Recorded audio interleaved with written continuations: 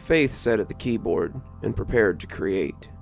The document cursor blinked cheerfully at her as she waited for her muse to inspire her, as it had before.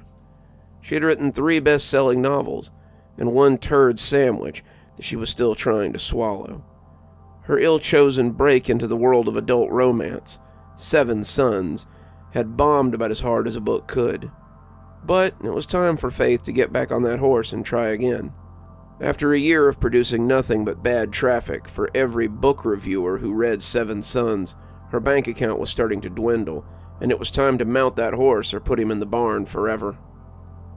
The whirring of the blades let her know they were close behind her. It had been a 1 in a million chance, a chance at freedom or a chance at death, and Cadence had beaten the odds, it seems. She should feel lucky. Most people in Fairest only looked at their tickets every week and felt like losers. Cadence was the lucky lotto winner, but not of a prize that anyone wanted. Cadence had won the right to be killed by her friends and neighbors. Cadence had won the right to... A spidery laugh crept from behind her as her fingers froze on the keys. She looked around the office, trying to see where the source of the laughter had come from. Was the TV on? The laughter hadn't sounded normal. It had sounded mechanical. She wondered if maybe the TV had come on in the living room or something like that, but put it out of her mind as she went back to writing. The laughter had rankled her. She'd spent far too long being laughed at. 7 Sons should have been a hit. The formula was there, the chemistry was there, and with her name on it, it should have sold just as well as the other 3 books. It was the story of a noblewoman stranded on a desert planet with a series of suns rising one behind the other. The planet was barren, a wasteland, owned by a despot and his army of mercenaries.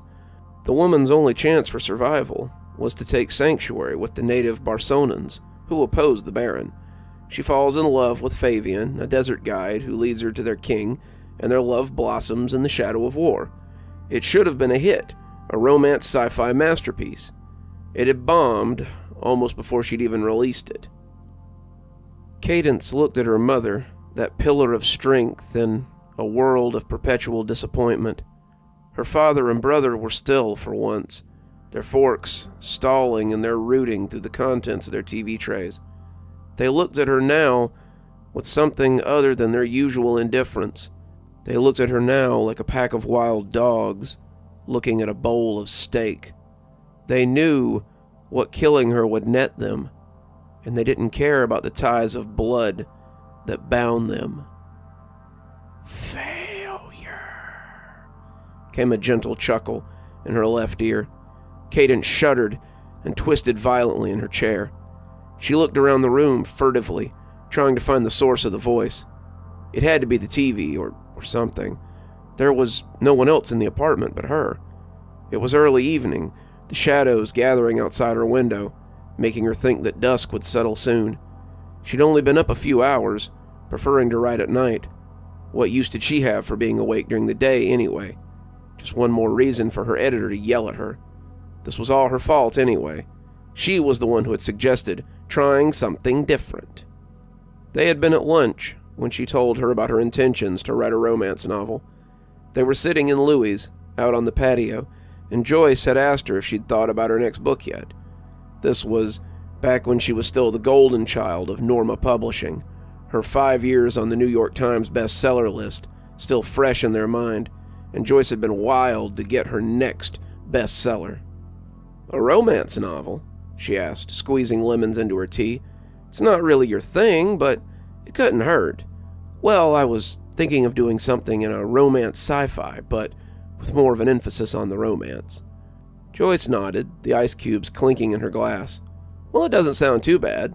As long as you can write a romance as well as you can write science fiction, then I'd say we should have another hit on our hands." Turns out, Faith couldn't deliver in the end. "Run, Cadence," her mother shouted, and Cadence felt her feet guide her back towards the kitchen. As her father lumbered to his feet, the TV tray spilling onto the carpet, Cadence heard his feet tangle in the tray as he went down. Her 2 brothers, boys she had helped raise while her mother was at work and her father was in an inebriate coma, came lumbering up as well, and she threw the kitchen door back into Brett's face as he ate up the carpet with his runner's legs. He made a sound like a tapped keg of beer and stumbled back, but Travis shoved the door and was in the kitchen before she could escape out the back. Cadence cried out as she struggled with the locks, tears streaming down her face as she expected to be caught in Travis's hands any minute. She shuddered as that scrabbly laughter scuttled across her eardrums again. She looked over at the window, but knew it was closed. Besides, no one laughed like that. No one except the audience in sitcoms. The laughter was fake. Fake as her blonde hair. Blondes sell more books, Joyce had said, so her muddy brown hair had become a dazzling blonde. No glasses on any of the book jackets that bore her picture either. The contacts changed her eyes from green to blue, and thus Faith Moore became Faye Moore, with nothing but a little makeup and some well-placed deception. No one except the people she'd gone to school with knew what she looked like. No one besides the people she'd gone to school with ever laughed at her. Cadence heard the grating of wood as someone grabbed the chair from the table. "No good," said that spidery voice, but she ignored it. She yanked at the door again, but realized that the second deadbolt was still on and twisted it fervently. She gritted her teeth against the laughter of that make-believe audience, her life beginning to feel like a bad Friends skit. See Phoebe struggling to write something. See Rachel bent over a spreadsheet as she worked. Watch them suffer, watch them toil, and listen to the audience lap it up. That was comedy, right? Watching somebody else struggle, while you sat back and watched. She heard the heavy thunk of the wood, and believed that she must go unconscious at any minute. He would brain her with that chair, had probably already brained her with the chair, and she was just lying on the floor as her head went right on believing she was conscious. She would wake up in the less-than-loving arms of the Lottery Commission, if she ever woke up at all, and that would be all for her less-than-impressive 20 years of life. She caught the dark spot out of the corner of her eye, that cradle of darkness, and imagined that she could still see something hunched there. What was it? She didn't know, but she felt certain that she would feel something watching her from there. As the night came on outside and the shadows stretched into true darkness, Faith became more and more certain that something was watching her from that pocket. Was it making the laughing noise she was hearing? Was it what she was afraid of now, as she sat working on her manuscript? As scared as she was, her well-trained fingers kept right on tapping away, too locked in their own monotony to stop now. They called to her, these creatures of darkness. They wanted her talented hands, her nimble mind, to write for them an opus. They needed her, but she was afraid. Faith feared what lay within that darkness, that soupy moor of uncertainty, but as she denied them, she only stoked their desire for her. Their trade was fear, their nourishment hopeless mirth, and they needed her smiling face to... Faith had been watching the darkness and not paying attention to her fingers. She growled as she erased what she had written, returning to the story of Cadence and her unlucky lotto night. What the hell had that been? Faith had never written anything like that in her life. Heck, her sci-fi was even considered a little too dystopian to really fit the genre. She wrote stories about heroines in their late teens who subverted expectations and toppled greedy hegemonies, the usual soulless crap that readers 25 to 35 ate up and told their friends about. That had been the problem with Seven Sons, she now realized too late. The audience didn't want a love story. They wanted the same cookie-cutter situations that Faith, or rather Faye, always brought them. Leave the horror for the guys like King and Kuntz, and leave the romance for paperback sections at grocery stores. Faith knew her place now, and she wouldn't be sliding out of it again. There had been a time, though, hadn't there? Faith put it out of her mind as she typed, but it refused to lie down. There'd been a time when she'd stepped into that darkness, a time that she didn't like to think about, because it made her feel strange. "Come on," Travis said, and Cadence realized he'd been pushing the back door open as she sat cowering. The chair won't hold for long. If you're gonna run, now's the time." Something was in that shadowy corner. Faith just knew it. From the corner of her eye, she could almost see it grinning at her. She could feel something like tiny prickles slinking up her back. The thought of someone being in here made her feel very vulnerable. In the 10 years she'd lived alone, she had never felt so isolated, and as she reached shakily for her cup of pens, she made sure that her hands continued typing so as to keep up appearances. Cadence just gaped at him, thankful in a way that she couldn't begin to put to words. Clearly it hadn't all been for nothing. Brett had fallen into the same trap her father had, but Travis, there was still some of the sweet boy that had always been there. She didn't thank him, didn't really feel capable of words, but she loped off like a startled deer, moving into the night as she made her escape. The cup went flying, and as it crashed into the corner, Faith made her own escape. She dashed for the door, her hands closing around the knob as her other hand flipped on the lights. She was hoping to blind them after startling them with the cup, but as the lights came on, Faith saw that there was no one to startle. Except for the small arrangement of scattered pins, there was nothing there. She stared at the spot for a few seconds before bursting into laughter of her own. She was such an idiot. Faith had gotten spooked for some reason and let her imagination get the better of her.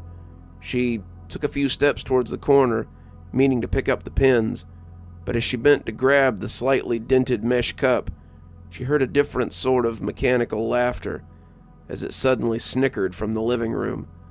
Faith stood up slowly as she looked at the wall like she might be able to see through it.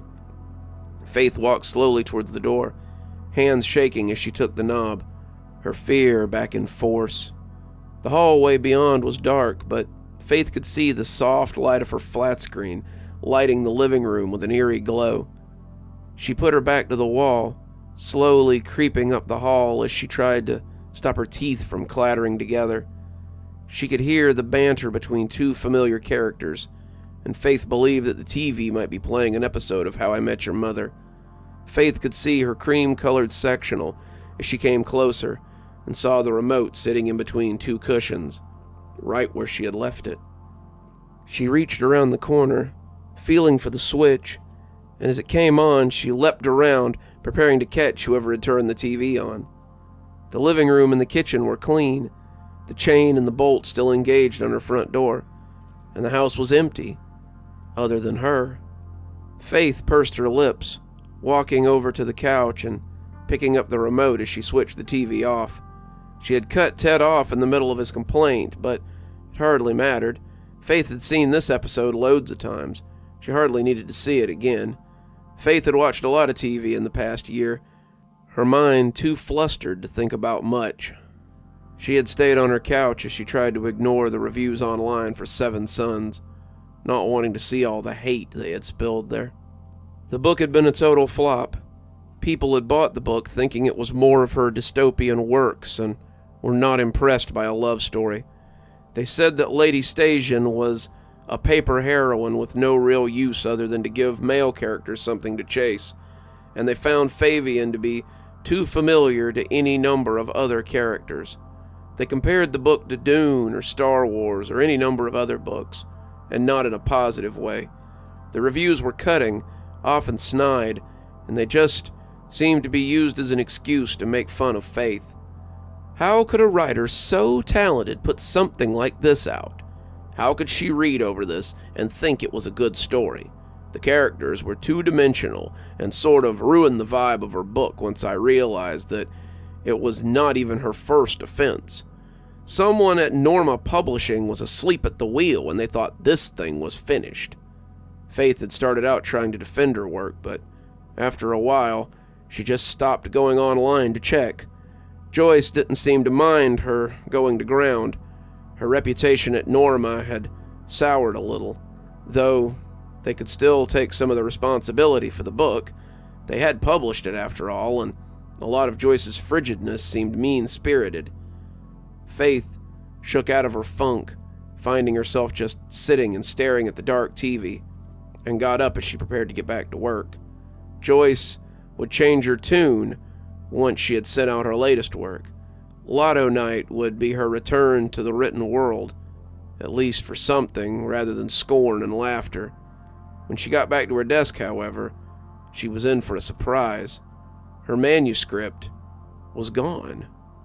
The document she had left open was closed, and the file was nowhere to be found. She searched the desktop, the trash bin, and the folders on her desktop, but couldn't find anything. There was no trace of it. There was nothing there, all except a new document that she couldn't recall having seen before. The title was The Old Manuscript.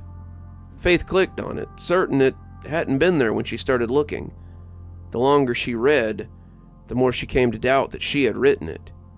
These were things that Faith hadn't thought about in years. A girl once befriended a shadow. Her sisters were afraid of the strange shadow that often scuttled across their room, but the girl was taken with it. She thought the shadows were funny, them and their big smiles. She would stay up sometimes and watch them as they played, giggling at them as they scuttled across the ceiling and walls. Even at such a young age, she began to create stories about her shadow friends. She created a place for them to go during the daytime, things for them to do while they waited for night, and adventures for them to undertake as the sun shone down. She whispered the stories at night to the shadows, and they were enraptured by them. No one had ever talked to them before. Most people were just afraid. The shadows loved her stories so much that they let her peek into their strange world, showing her their world in her dreams. The lands of Strange were much different than she had imagined, and the girl began to write about the places she saw there. The shadows were making something, assembling people that the girl didn't know, and the more she saw, the more she wrote. The adventures of her shadows became less friendly, less childish, but more accurate. She became their chronicler, and the more she wrote, the darker she felt. Gone was the happy little girl, and in her place, she became a quiet child. Her parents didn't understand her new job, so they sealed it away. The lady made her forget in her slow, powerful words, and the girl forgot her shadows. They sealed her words away, not quite daring to destroy them. But though forgotten, the shadows were never gone. When her family died suddenly in the night, the girl was the only survivor. They laughed and laughed at the shadows' antics, but the girl could only watch in horror. She went away then, the lady making her forget again before the memories could hurt her too badly. The shadows, however, remembered, and bided their time. It grew darker as she read through the story. The more she read, the more she remembered, and Faith could feel the tears spilling from her eyes. How had she forgotten? How was it even possible to have forgotten? Her Aunt Terry had taken her after the incident, the police calling it a gas leak, and taken her to Dr. Winters one last time. The woman had made her forget, taken away the real memories like she had before, and now it was like a magic picture you couldn't unsee. She remembered now. She remembered being woken up by her sisters screaming as the shadows scrambled across every surface of their room. She remembered her parents bursting into the room just as her sisters began to chuckle. She remembered her father getting angry, thinking this was all a joke, but then beginning to chuckle himself.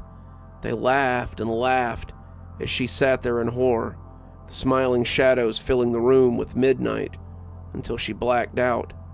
She woke up on the back porch as an officer shook her awake.